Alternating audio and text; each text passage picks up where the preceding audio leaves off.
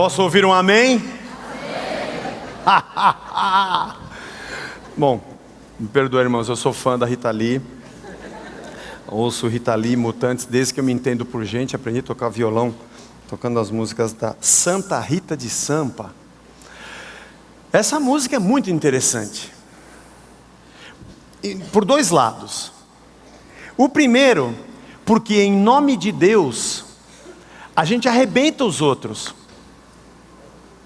Em nome de Deus, ou da espiritualidade, ou de uma espiritualidade, eu me utilizo da minha fé para prejudicar os outros. Interessante. Seja lá o que for, na reza, no trabalho místico, para prejudicar alguém. Ao mesmo tempo que eu recorro ao Deus para me livrar do outro. E para que o outro fique bem longe de mim. Essa música ela é muito engraçada e ela revela uma realidade, desculpe usar essa palavra, mas ridícula, que permeia a nossa espiritualidade e a nossa maneira de crer em Deus. Porque no fim das contas, esse tipo de coisa que você acabou de ouvir é a mais pura verdade e está dentro das paredes ou das portas das igrejas todo domingo. Não tem coisa melhor do que um crente dizendo: eu vou orar, viu? E Deus vai fazer justiça. Tipo, ele conversa com Deus para Deus te arrebentar. Já que ele vai orar para Deus arrebentar a mim, porque você está pedindo, então eu vou orar para Deus me livrar de você. E a nossa reza, ou é para prejudicar alguém, ou é para Deus me livrar de alguém que quer me prejudicar. Mas Deus está sempre no meio. Ou eu peço para Deus arrebentar alguém, ou eu peço para Deus me livrar de alguém que quer me arrebentar. E Deus fica aqui no meio, ó, ouvindo: oh Senhor, arrebenta o João. E o João pedindo: Senhor, me livra do Pedro. O que eu faço? Eu ouço um ou ouço o outro. Porque dentro de nós existe uma separação. Ou melhor, no nosso meio, a nossa vida comunitária. Eu não estou dizendo só como igreja, como seres humanos.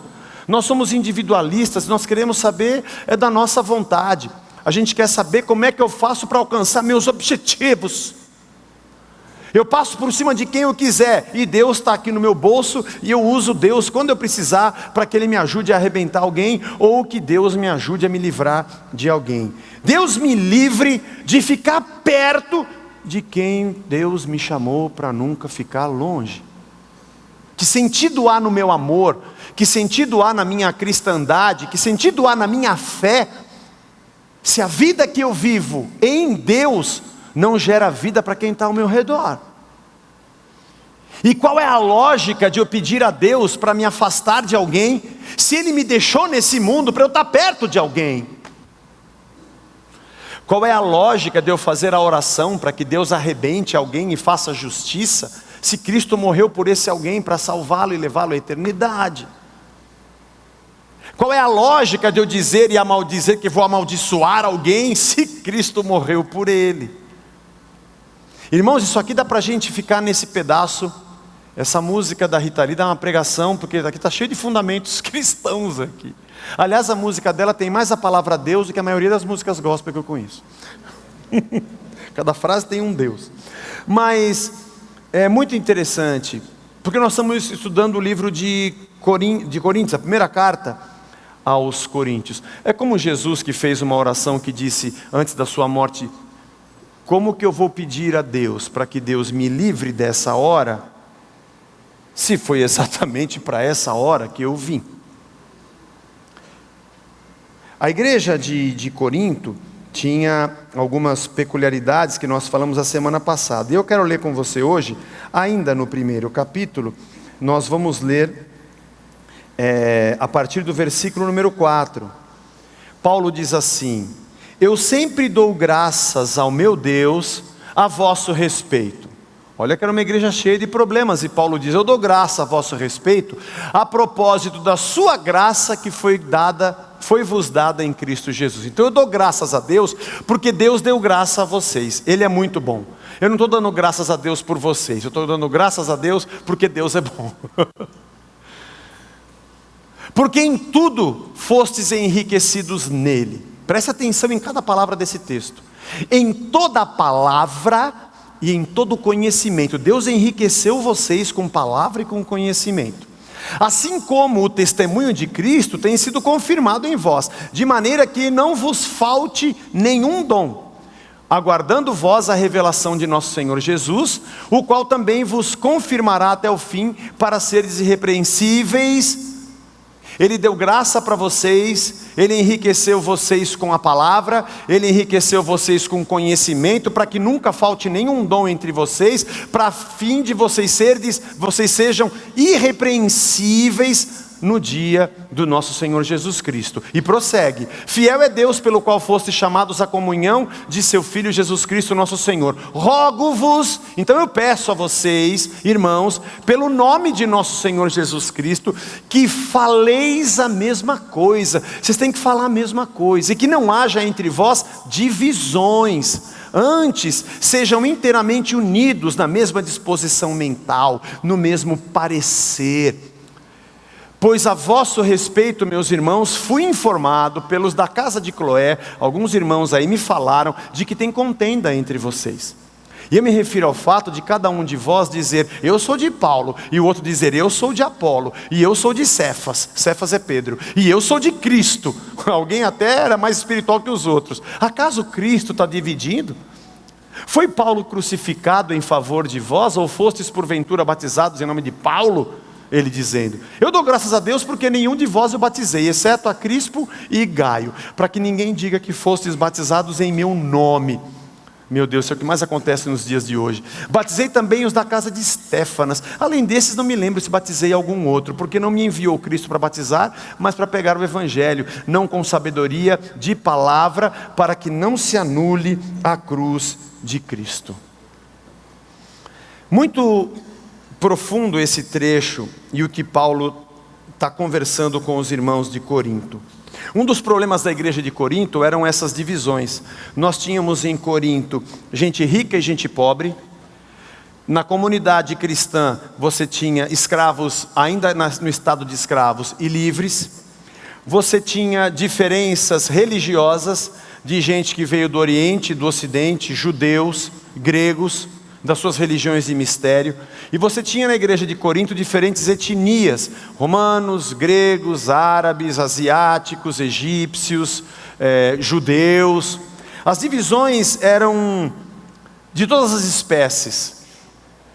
Uma das características do Espírito Santo de Deus na nossa vida é que nós vivemos em comunhão com aqueles que também têm o mesmo Espírito. Isso faz parte da vida comunitária da igreja, ela é resultado da vida de Cristo individualmente em cada um.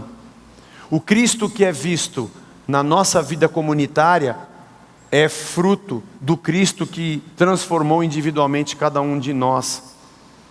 Sermos igreja é demonstrarmos a vida orgânica do cabeça.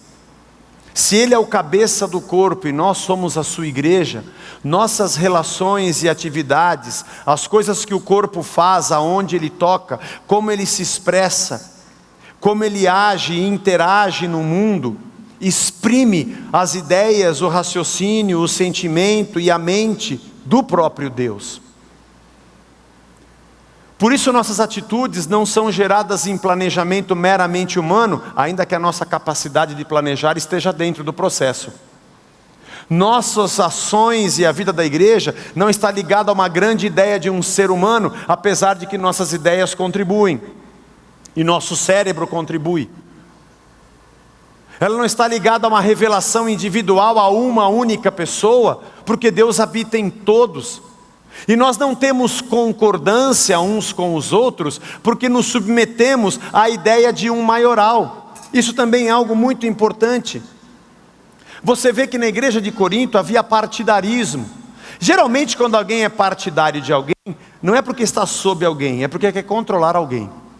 A igreja tinha divisões, uns diziam, olha, eu acredito mais do que fala o Apolo. Eu gosto daquele cara pregando, eu gosto dele, eu sou mais de Apolo. Aí tinha outros que diziam, não, Apolo não é legal, eu gosto mais do Pedro, viu Pedro, eu gosto de você, nós gostamos de você, não é gente? Nós vimos aqui porque nós gostamos mais de você, você é nosso líder, você é nosso pai, você é nosso Senhor. E outros diziam, não, eu gosto mais do Paulo, que Paulo escreve melhor, nós somos de Paulo, né gente? Nós aqui somos de Paulo. E os mais espirituais diziam, não, nós somos de Cristo. Esses acho que eram os piores, os mais hipócritas. Geralmente quando um grupo se aproxima de alguém para dizer, olha, nós somos teus. Ai, você é muito bom. Ai, você é demais. Ave você. Geralmente é porque esse grupo quer controlar esse alguém.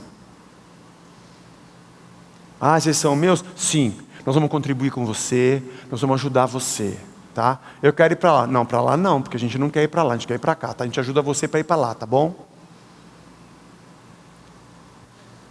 Partidarismos também acabam trazendo na rabeira uma tentativa de controle. Eu estou procurando alguém para ser o meu Deus, ao mesmo tempo que sou eu que quero ser Deus dele. Bom, sempre que você escolhe um ídolo, você que monta ele, você que esculpe e coloca sobre um altar, é você que dá nome a ele, e você pede a ele o que você quer. Em troca da sua adoração, ele tem que fazer por você aquilo que o seu controle deseja. Isso demonstra como o nosso coração está dividido, e como nós nos preocupamos apenas com a gente mesmo. A carta mostra um povo centrado em si. Tudo que recebemos vem de Deus, e nos é dado em Jesus Cristo. O que recebemos vem da parte de Deus e através de Cristo se torna realidade na nossa vida. O partidarismo também demonstra como nós somos orgulhosos e como nós queremos dizer quem é que tem ascensão sobre nós, porque na verdade não queremos a ascensão de Deus. Dá um sentimento de vazio eu dizer que estou aguardando alguma coisa que Deus vai fazer. Eu quero pedir para alguém que seja um guru, que fale mais rapidamente com Deus e diga para mim aquilo que eu devo fazer. E assim, além de poder controlá-lo, eu ainda tenho aquilo que eu quero. Paulo, escrevendo ao Timóteo, diz que nos últimos dias as pessoas iam se cercar de mestres. E elas iam escolher quem seriam os seus líderes, porque elas teriam coceira nos ouvidos e gostariam de ouvir apenas o que queriam ouvir. E por isso elas se cercariam das pessoas e diriam, eu quero que você diga para mim aquilo que eu quero ouvir. Paulo, quando escreve essa carta aos Coríntios, que nós já dissemos aqui semana passada, pode ser que essa primeira tenha sido a terceira ou até a quarta carta, de outras duas que foram perdidas na história, assuntos que estão pela metade vão continuando e se concluem na segunda carta aos Coríntios, mas é a evidência de uma igreja que tinha muitas divisões internamente. Esse texto que nós lemos, a gente pode dividir ele em dois trechos bem distintos e bem engraçados. No primeiro, Paulo dá graças a Deus pelo que ele vê da obra de Deus na igreja de Corinto. E no segundo, ele roga aos irmãos. O interessante é que no primeiro trecho, ele dá graças a Deus por uma coisa que Deus deu ao povo, e na segunda, ele roga ao povo para que tenha o que Deus deu a eles. Na primeira parte ele diz assim, eu dou graças a Deus porque a graça do Senhor está entre vocês, Ele enriqueceu vocês com a palavra, Ele enriqueceu vocês com o conhecimento, e o testemunho de Cristo comprova que Ele está no meio de vocês para que nenhum dom falte entre vocês. E na segunda parte ele diz, então eu rogo a vocês que vocês não sejam pessoas que andam em desentendimento, e que vocês falem a mesma coisa e que vocês tenham concordância. É a mesma coisa que eu disser assim para vocês, olha, eu sou muito feliz porque Deus te deu essa camisa vermelha, meu irmão, agora eu rogo a você que você tenha uma camisa vermelha, pô. Você está louco? Você acabou de dizer para mim que eu tenho uma camisa vermelha, como é que está rogando agora para que eu tenha uma camisa vermelha? Isso é brincadeira da Vila Sésamo? Isso aqui, o que você está querendo dizer com isso? O que eu estou querendo dizer é que o versículo 4, se você olhar de novo, não sei se a gente pode colocar, dá para colocar de novo. No versículo 4, Paulo diz assim, que eu dou graças a Deus pela obra que Ele fez, sempre dou graças a meu Deus a vosso respeito, a propósito da sua graça que vos foi dada. Versículo 4, a graça que vos foi dada. Deus deu graça a vocês. Agora, o versículo 7, ele diz o seguinte, de maneira que não, ele fala que o testemunho de Cristo foi confirmado, de maneira que não falte a vocês nenhum dom. Em Cristo, nada vai faltar para vocês. O interessante é que a palavra graça é a palavra charis do grego, charis. E a palavra dom, aqui no caso, dentre outras, no caso aqui ele usa a palavra carisma. Ele é decorrente da palavra graça. Então ele está dizendo assim: vocês receberam caris e carisma. Vocês receberam a dádiva, vocês receberam a graça e receberam a capacidade. Mas se a gente pular lá para o versículo 11, há um paralelo muito engraçado que Paulo faz com a língua. Ele diz assim, no verso 11: pois a vosso respeito, irmãos, fui informado pelos da casa de Cloé, que há contendas entre vós. A palavra contendas é a palavra heres, do grego. Parece que Paulo faz uma brincadeira com as palavras. Vocês receberam caris e carisma, mas vocês vivem com eres. Vocês receberam caris e vivem em eres. O que ele está dizendo numa brincadeira de palavras? Vocês receberam graça e dom e vocês vivem em contenda. Graça é o movimento de dádiva de Deus a nosso favor, que nos doa e nos usa. Como é que você recebe de Deus algo que te doa e te usa, e você na hora de doar você vive em contenda? Como é que você recebe a camisa vermelha e não está usando? Como é que Deus te deu graça e te deu o dom, e ao invés do teu dom e a tua graça alcançar aquele que está ao teu redor como Deus te alcançou, você vive em contenda? Me desculpe, o jeito que você vive não condiz com o que Deus te deu. Eu tenho que rogar a vocês que vocês não vivam em divisões, porque o que Deus te deu não é o que você vive. Versículo 5, voltando lá em cima, ele fala assim, que vocês foram enriquecidos, porque em tudo fostes enriquecidos nele, em Cristo, em toda a palavra e em todo conhecimento. E lá no versículo 10, um pouco abaixo, na segunda parte, ele diz assim: rogo-vos, irmãos, pelo nome de nosso Senhor Jesus Cristo, que faleis a mesma coisa. Esses dois versículos também têm um paralelo interessante, porque a palavra é a palavra logos, e o verbo falar é o verbo lego. Eles têm uma mesma raiz, a palavra e o dizer a palavra, o logos e o lego, a palavra e o falar a palavra. Vocês foram enriquecidos com a palavra, com o logos, mas vocês lego diferente. Cada um fala uma palavra. Engraçado, Deus deu a palavra para vocês todos, e a palavra é Cristo, e o verbo é Deus, e o ensinamento é dele, e ele colocou isso em todos vocês, mas quando vocês falam diferente, vocês falam outras palavras, vocês falam outra coisa. O que vocês receberam de Deus e que entrou em vocês, não é o que sai de vocês, porque vocês vivem em contenda. Eu estou rogando a vocês que vocês falem a mesma coisa. O que vocês receberam não condiz com o jeito que vocês vivem. Por isso a gente entende no início do texto que Paulo diz: eu dou graças a Deus, porque Ele deu graças a vocês. Não é por vocês, é pelo que Ele fez. Porque vocês não estão vivendo de maneira que condiz com o que vocês receberam. Um pouco mais, de novo no versículo 5, ele diz que vocês foram enriquecidos com a palavra e com o conhecimento. O conhecimento é a palavra gnosis. Antes sejais inteiramente unidos na mesma disposição mental e no mesmo parecer. Esse mesmo parecer é gnomé, e conhecimento é gnosis, mesma raiz. Vocês receberam um entendimento, mas a cabeça de vocês é dividida.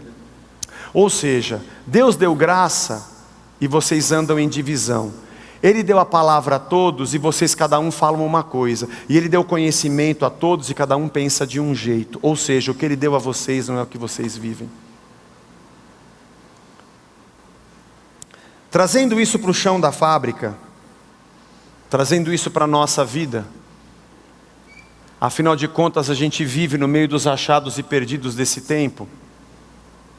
Afinal de contas, a amostra social da cidade bagunçada de Corinto também era encontrada dentro da comunidade cristã de Corinto. E em muitos aspectos o comportamento dos irmãos que estavam dentro da comunidade não diferia da comunidade em si, do lado de fora das quatro paredes. Pensando que quando os irmãos de Corinto olhavam pela janela, viam a bagunça da cidade, mas talvez a cidade, quando olhasse pela janela, também visse a bagunça dentro da comunidade. E pensando que nós vivemos numa cidade que é bem Corinto, que tem tudo a ver com a loucura daquela grande metrópole cosmopolita, fincada no dinheiro, multicultural, centrada em si mesma, com ganância, cheia de vícios e cheia de religiões, de gente perdida tentando se achar. Nós estamos falando da nossa realidade, da nossa vida na cidade de São Paulo. Individualista, partidarista, egoísta, orgulhosa, discriminadora. Nós temos um grande desafio.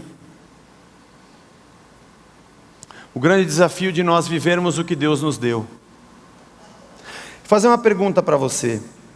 Quando você diz que crê em Deus, você crê em quê?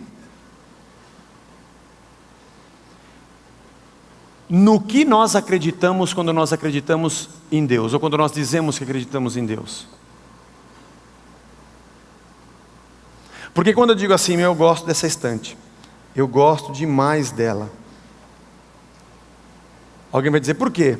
Ah, porque eu gosto dessa cor. O outro diz, eu gosto muito dessa estante. Por que você gosta dela? Ah, porque outro dia eu coloquei um vaso aqui, eu mexi aqui, ó, e deixei aqui retinho. Agora não está nem ficando, irmão, eu vou devolver. Ficou reto, eu coloquei um xaxim, ficou lindo. Tá, mas isso aqui não é suporte de xaxim, isso aqui... Não, mas eu gosto da estante por causa disso. E o outro, por que você gosta? Ah, eu gosto muito dessa estante. Porque outro dia eu estava aqui em casa e passou o gato da vizinha, sabe? E ele estava... E sempre que estava no cio, eu catei essa estante aqui e dei um... Uau! Eu adoro, porque ela é levinha, é bom para dar em gato. Bom, esses motivos nos mostram que o fato de eu gostar da estante não diz o porquê ela serve, nem porquê ela foi feita. Eu simplesmente gosto pelos meus motivos. Ou alguém pode dizer, não, eu gosto dessa estante porque ela tem a altura ideal para se colocar um livro, para se fazer uma palestra. É por isso que ela é uma estante. Quando você diz que crê em Deus e você o ama, por quê? Porque ele serve para você dar no gato? Porque ele faz o que você gosta? Porque disseram a você que você vai ter prosperidade e dinheiro? Opa, agora eu estou gostando desse negócio de igreja. Porque disseram a você que se você estiver com Deus, Ele vai tirar da sua frente, como na oração que nós ouvimos aqui, Deus vai me livrar daquela pessoa, e eu fui na igreja e fiz um trabalho, fiz uma campanha, entreguei uma reza, coloquei um dinheiro, paguei um carnê, e o gerente do banco morreu. Aleluia! Isso é bem evangélico.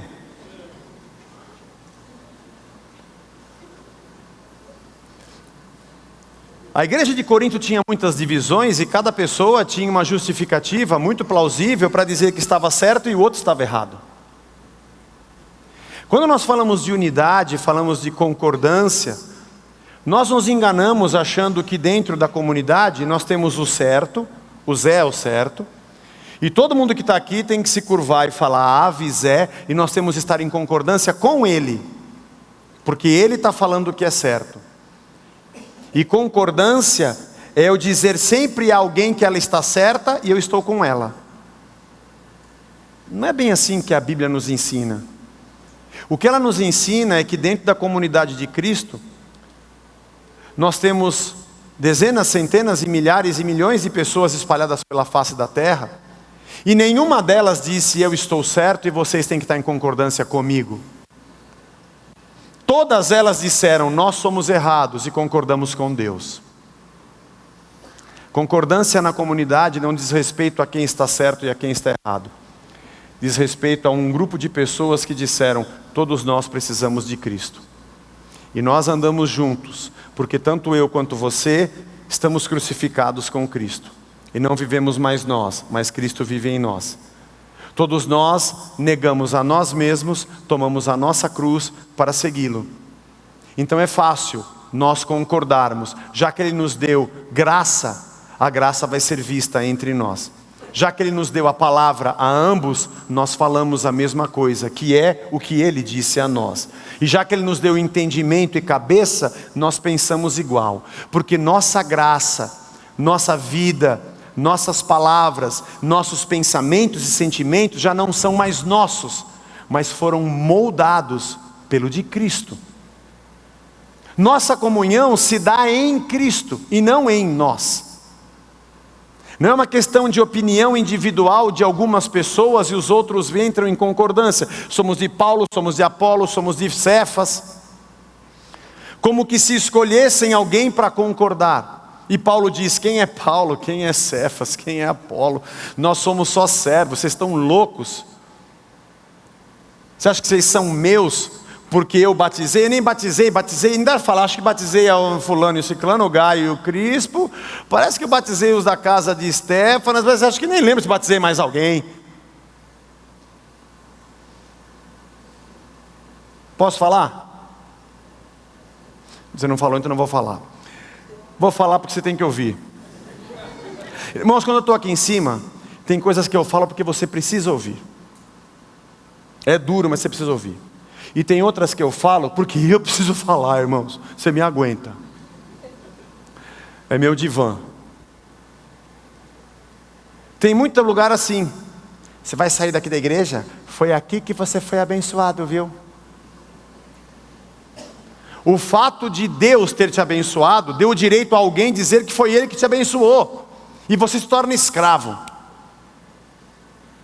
Você saiu da igreja, você me traiu, viu? Quem me traiu? Foi você que derramou o sangue na cruz por mim? Você que pagou o preço? Fui eu que te batizei, essa dívida você tem comigo. É mais ou menos o que Paulo está dizendo aqui.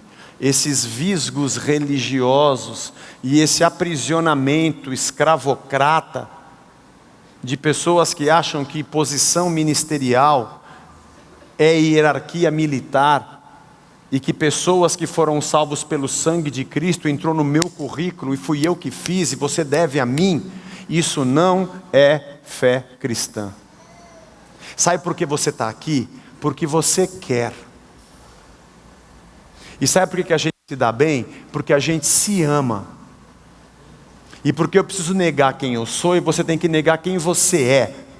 O que você ganha de Deus. E o que você aprende de Deus. E se eu não te ensinar, você vai aprender no YouTube, alguém vai pregar, ou você vai ler a Bíblia e vai aprender. Porque não é meu o que eu tenho é de Deus. E o que você faz por amor a Deus. Só que como a gente vive em comunidade, nós temos prazer de aprender uns com os outros. Mas nós sabemos que a palavra que eu digo e a que você diz, não é minha e nem sua. Foi a palavra que Deus deu a nós. A sabedoria que eu te ensino e a que você me passa, não é meu entendimento, é o entendimento que Deus deu a nós. E a graça da nossa relação e do nosso amor não tem a ver com a nossa individualidade, mas com a transformação que Cristo produziu em nós. E a beleza de nós estarmos juntos é que nós não somos obrigados, mas somos feitos unidos pelo amor de Cristo.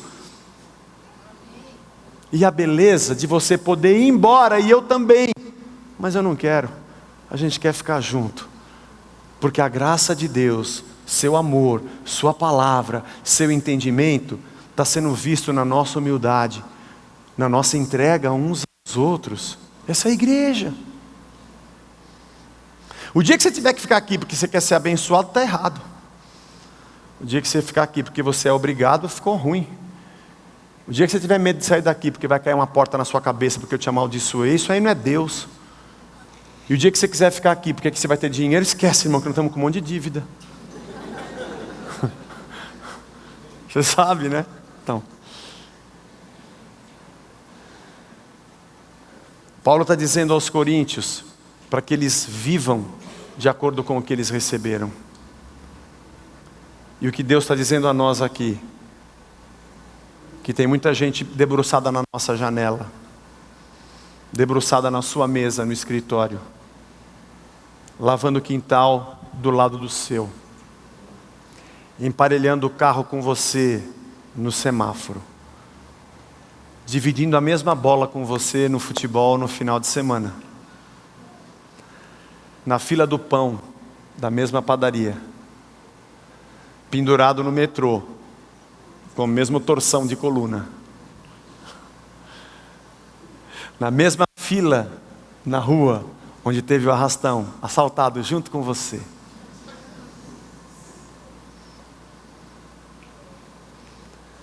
A comunidade dos discípulos de Jesus está vivendo no meio do povo de Corinto. Antes de dizer o que a gente tem que fazer lá, vamos entender o que Deus está fazendo aqui. O Evangelho de Cristo está nos chamando a uma transformação. Não nos falta nada, porque em Jesus Cristo a graça de Deus está entre nós. Não vai nos faltar nenhuma capacidade, porque em Cristo Jesus, tudo que essa comunidade precisa, seus dons e suas capacidades, o Espírito colocou entre nós. Nosso pensamento, nossas ideias e nosso sentimento não vai faltar, porque Cristo compartilhou dele conosco, está aqui na sua palavra.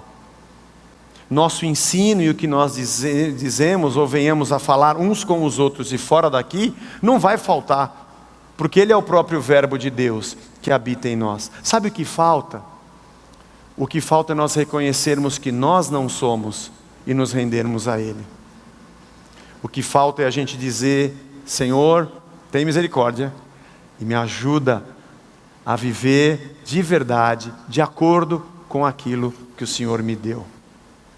Ser uma igreja, usando essa palavra, uma igreja organizada dentro de uma cidade, como nós somos, é um grande desafio. Um grande desafio. Nós podemos colocar métodos aqui. Irmão, para ser da Casa da Rocha, cabelo é assim, a roupa é assim, tá? Ó, para ser da Casa da Rocha, no Facebook não pode pôr tal coisa, tá? Ó, para ser da Casa da Rocha, para você tem... Nós podemos colocar um monte de regras aqui. E vou dizer para você que você vai cumprir um monte, porque você acha que legal, vou cumprir, aqui está legal, vou ficar por aqui. E você cumpre tudo. A regra. O caminho de dizer para você, você pode fazer o que você quiser. Só que o Evangelho de Cristo me constrange a ser diferente. E se você fizer diferente, não é porque um ser humano colocou uma regra para você fazer na frente dele e nas costas fazer diferente. Porque não é nas minhas costas que você faz, é na frente de Deus. Mas dizer para você, eu rogo, como diz Paulo, ele rogando a nós, eu rogo a vocês, que vocês vivam de acordo com o que vocês receberam, é um grande desafio, irmão. Mas eu espero que nossa vida profissional seja diferente. E quando eu sentar na minha mesa e tiver aquele telefonema que vai deixar minha cabeça explodindo, ou aquela pessoa que me ligou na hora errada, ou o funcionário que fez o que eu não devia ter feito, ou o patrão que me xingou quando eu não tinha culpa,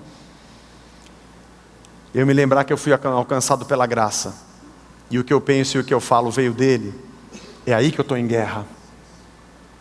Minha guerra não é onde tem um demônio para eu expulsar. Minha guerra é vencer o demônio que está em mim. É vencer a natureza pecaminosa. É vencer o meu jeito, que eu digo que está certo e os outros estão errados, por isso que eu sou dividido como aquela igreja. É reconhecer que eu preciso vencer a mim mesmo. Está afim? Você é o seu pior inimigo. Eu sou o pior inimigo que eu posso ter. Mas se nós nos prostrarmos diante de Cristo, rapaz, quanta coisa Deus pode fazer com a gente, através da gente, entre nós, por cada um de nós, para cada um de nós, e entre todos nós. O Espírito Santo de Deus foi nos dado, e a palavra também. Que esse trecho da carta de Corinto seja um bom ensinamento para a gente. Começarmos a nossa semana, essa semana dizendo: Senhor, todo dia que eu vou levantar, o Senhor me faz lembrar e não me deixe esquecer do entendimento, da palavra e da graça que o Senhor me deu. E já começa por aqui, irmão. Acabou a nossa celebração, dá bom dia para as pessoas, rogo-vos, irmãos, que faleis a mesma coisa. Quando você estiver estacionando o carro e alguém estiver chegando, você, opa, irmão, por favor, coloca. Mas ele não é irmão. Dane-se.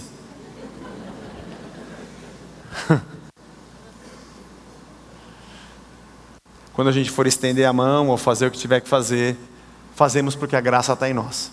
E como Paulo, a gente se alegra não porque Corinto está certa, mas porque Deus é bom. E Deus nos abençoe a sermos uma comunidade de Cristo no meio dessa cidade doida que a gente vive. Deus nos ajude. Vamos ficar de pé, vamos orar? Queria que você fechasse os seus olhos e fizesse a sua oração de guerra. Quando fala oração de guerra, você puxa a espada e começa: cai demônio, cai, não sei o que. Não, guerra contra você. Senhor, eu quero cair de joelhos, eu quero ser uma nova criatura. Começando da minha casa, com a minha mulher, com o meu marido. Senhor, teu evangelho me transforme. Senhor Deus, obrigado pela carta aos Coríntios e pelas coisas que tem tudo a ver com o jeito que a gente vive na cidade que a gente vive.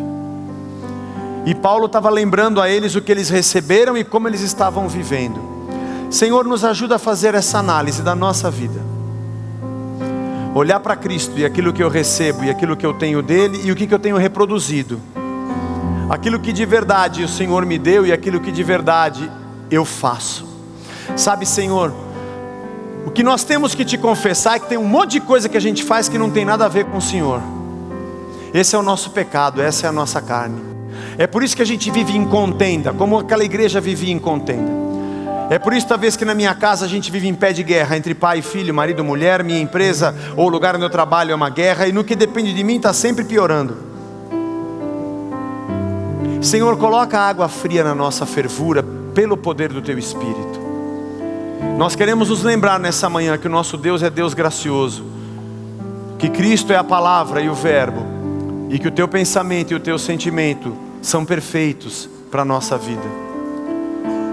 E eu quero lutar contra mim mesmo, Senhor, meu mau humor, meu nervosismo, meu desequilíbrio. Me ajuda a contar até 10, me ajuda a pensar melhor.